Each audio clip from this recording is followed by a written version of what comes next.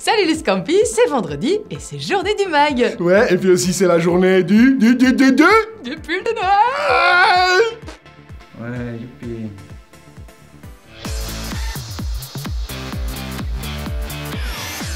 Et cette semaine, on parlera de Microsoft et du classement des meilleurs employeurs chez Glassdoor en France, et on ira ensuite faire un petit tour du côté de la sphère digitale avec l'étude Workplace of the Future, et enfin, on parlera de CV à gratter. Si vous ne connaissez pas encore Glassdoor, c'est un peu le TripAdvisor des entreprises. En gros, la plateforme permet à des gens comme vous et moi de donner leur avis sur leur employeur ou de consulter les avis des autres sur les entreprises qui les intéressent. Chaque année, Glassdoor dévoile les classements des meilleurs employeurs par pays et décerne le prix du choix des employés au numéro 1 du classement en question. Et cette année en France, c'est Microsoft qui a été élu. Microsoft détrône ainsi Sanofi, Aventis, vainqueur de l'édition de l'année dernière. Mais tiens, en fait, comment font-ils pour établir ce classement? Mais c'est très simple Thierry, le prix est octroyé après consultation des employés qui fournissent des avis anonymes sur leur employeur avec la description de leur travail, de son environnement et de l'entreprise en général au cours de l'année passée. Si vous comptez approcher un potentiel futur employeur, sachez que la plateforme existe aussi en Belgique. Alors n'hésitez pas à aller y jeter un coup d'œil et à checker si votre futur proie s'y trouve ou non, histoire de savoir où vous allez mettre les pieds. C'est toujours plus sympa quand on est prévenu quand même, si jamais c'est pas très bien ou qu'ils sont chiants.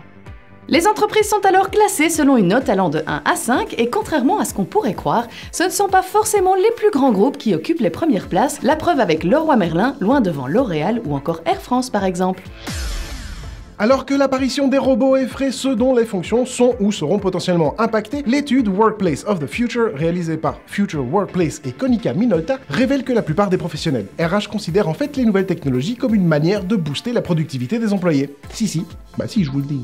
L'étude en question a interrogé 619 professionnels RH et la majorité d'entre eux s'accordent à dire que la robotique et les technologies d'automation permettront d'accroître la productivité, l'engagement et la collaboration. Et ce n'est pas tout car ils considèrent également que ces avancées technologiques permettront une amélioration globale des processus RH ainsi qu'une meilleure communication au bureau. Plutôt contradictoire, nous direz-vous? Pas sûr. Qu'il s'agisse de petites startups ou de plus grosses structures, les personnes s'interrogées voient beaucoup de bénéfices à l'installation de bureaux smart par exemple. 3/4 d'entre eux pensent que dans le travail, ce qui prime, c'est ce qui est fait plutôt que où tu te trouves pour le faire. Un tiers des RH interrogés considère que le développement d'apps mobiles les aideront à développer des pratiques RH plus efficientes. Le tiers de ce tiers de personnes utilise d'ailleurs déjà ce type d'application aujourd'hui. Et si ces apps s'avèrent très utiles dans de grandes entreprises, c'est d'autant plus vrai dans les petits business où la présence d'un vrai département RH n'est généralement pas une grande priorité. Parmi les avantages recensés par l'étude, on retrouve aussi l'attraction de nouveaux talents, une communication plus efficace et une réduction des coûts dans les départements RH. Et surtout au niveau des recrutements. Voilà, la technologie, vous voyez, ça a du bon quand même, hein?